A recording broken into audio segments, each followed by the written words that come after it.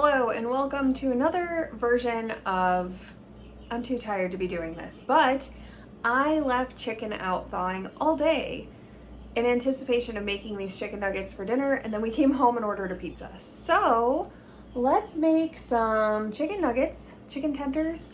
They're gonna be bigger, they're not gonna be little nugget. You get it, let's go. So if you are regular here, you know that we like to do a lot of things keto friendly. So I've got the almond flour out. These are all of our breading things. This is the chicken. This is something else. This is my non-diabetic friendly ice cream that I'm obsessed with, and water because hydration. My oven is preheating. It'll be at like 425, and parchment paper is on my cooking sheet. I need to cut those. Okay, so these are like tendon in, and my husband had said, you know how to get those out. You just stick a fork in there and they pull out. I've been sticking a fork and it's not working. So I don't know what to do now. Okay, so update on the tendon situation. This is gross. And I think next time I'll just pay a little extra to have them without this, because it's got to be an option. It has got to be an option. Ugh. Okay, so there's my tore up chicken. It's not strips, it's not nuggets. I don't know what it is, but that is what was left. And my ice cream melted. I washed my hands because salmonella. I'm gonna have a couple scoops of this, I think, and then we're gonna talk about this thing right here. So, ice cream break. This is full of sugar, full of carbs, and I am obsessed with it. This is the Hudson brand ice cream. It is brownie batter cookie dough. And like, there are chunks. I wonder if I can get it like on my spoon.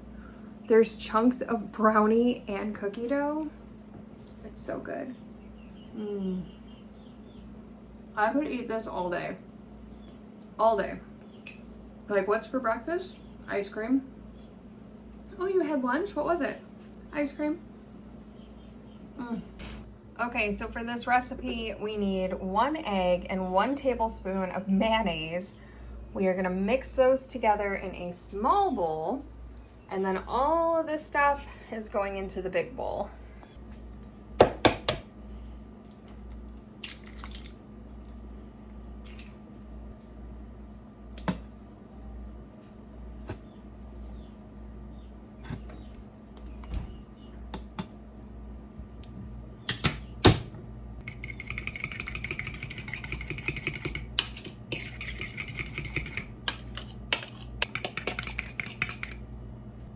One thing I really appreciate about this recipe is the almond flour in it is only 3/4 of a cup. And if we turn our bag over and look, in 2 tablespoons, there's 3 grams of carbs. Yes, it's more because it's 3/4 of a cup, but it's still really low when you consider normal chicken nuggets. Also 3/4 of a cup of Parmesan cheese, which is carb-free. So this stuff does not play into our insulin needs at all. And this is why we go through so much of it, because it is safe. And we really, really appreciate things that are safe and keep our blood sugars nice and level, especially when they come out of the dang-dong container. It's fine, you didn't see that. I'm not selling this, so I can put my finger in it if I want. Right? Not selling or sharing. Okay, there's that. Now, as far as the seasonings go, you need a 1/2 teaspoon. This is a full teaspoon, but it'll be fine. And then you also need a 1/4 teaspoon. This one is for the paprika. Everything else is 1/2 teaspoon. First, we're gonna go in with our black pepper. I feel like I should try to do this like one of those aesthetic girlies. It's like black pepper, onion powder. Does it make it more fun when I do the aesthetic girly thing? Also, I'm not making fun of aesthetic girlies. I just can't do it. So I'll just like do my jokey style of it. It'll be fine. Nothing but love to everybody, everywhere. This one is gonna be garlic salt. Love garlic. This recipe actually calls for both garlic salt and garlic powder. And you know what, with the garlic powder, I'm doubling it because garlic. I mean, it's already got Parmesan in it. Like, is there any better combination in the world for like a savory treat than garlic and Parmesan? The answer is no. Half Italian, which is delish. Also, if you live in like Northwest Indiana, we have Strax. It's also Hy-Vee now. Their seasonings are safer than most of the other like seasonings that you're gonna find. Like this one is 0 carbs everywhere. You would be surprised how many of your seasonings include maltodextrin, which is just like, why? Like if I need an Italian seasoning, why does it need to have sugar in it? That doesn't make any sense. Okay, and now this is our 1/4 teaspoon of paprika, which honest to God, before like now, the only time I would ever have paprika in a recipe was to sprinkle on deviled eggs. That was it. Sean bought this giant one, but he seasons everything. He's a better cook than I am, so I let him do all this and am just thankful for it. But he was like, yeah, I have paprika. Who knew? All right, so you will notice the only things we haven't done anything with yet is the butter, which does need to be melted and it will get brushed on.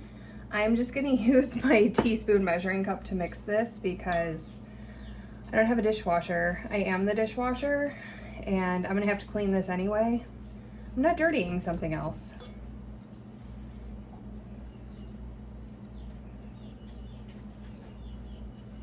Looks pretty good and mixed to me. I would just like to point out for a moment that it is currently 81 degrees and it is 7:54 at night. It has been scorching for like a week and my oven is on in my non-air conditioned kitchen.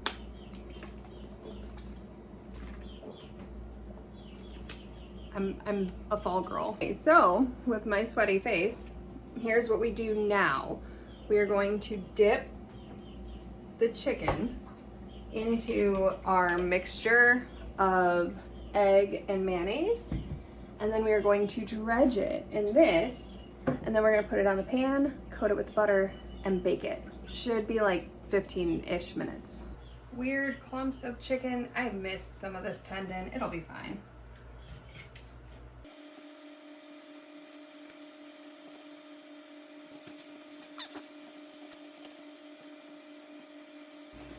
All right, here are the little chickens.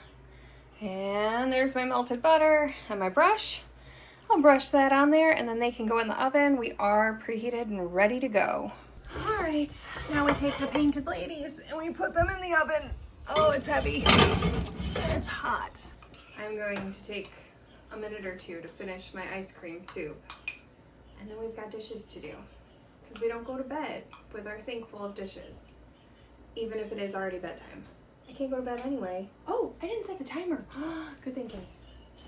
All right. All right, conquer this, hopefully in that amount of time, and wipe the counters down. So hopefully we're all done together. Okay, so this is after 15 minutes, and then you do use a tong to flip them over and cook another 5 to 10. These are looking really, really good. There you have it. I put them in for another 7 minutes. They're gorgeous. Now we have made these before. It is so hot in here that I am sweating and my eye makeup is running. We have had these before. Caroline really liked them. Like she ate the majority of them last time. And then today when I was like, I think I'm gonna make those chicken tenders, she was like, yes. That is high praise because she is not excited about anything outside of a triple cheeseburger from Dairy Queen, food-wise.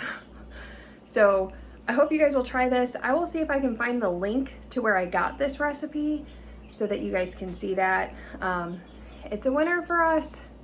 And now it's 8:32. I can still make it to bed almost on time. Good night.